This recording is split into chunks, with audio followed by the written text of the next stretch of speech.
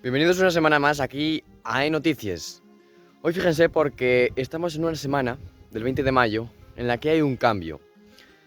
Recientemente, bueno y no tan recientemente, hemos ido hablando a través de mi canal de YouTube cómo esperaríamos este mes de mayo.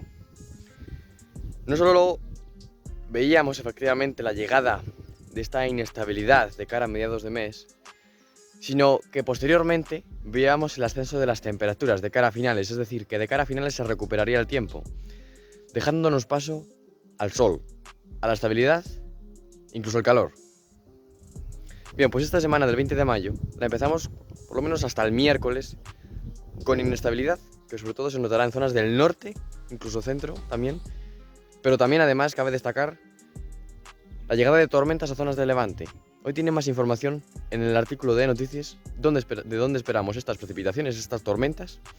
Ahora bien, la segunda mitad de la semana estará marcada por la presencia de un anticiclón. Se impone un anticiclón que nos dará paso al ascenso de las temperaturas máximas, que en zonas del sur podrán llegar a los 30, que en zonas del centro podrán llegar a los 25 y que en zonas del norte podrán llegar a los 20, aunque en zonas del Cantábrico, zonas de ahí más del extremo norte, podrían estar un poquito por debajo o podrían notar menos, digamos, este ascenso que se espera para esta semana ahora del 20 de mayo.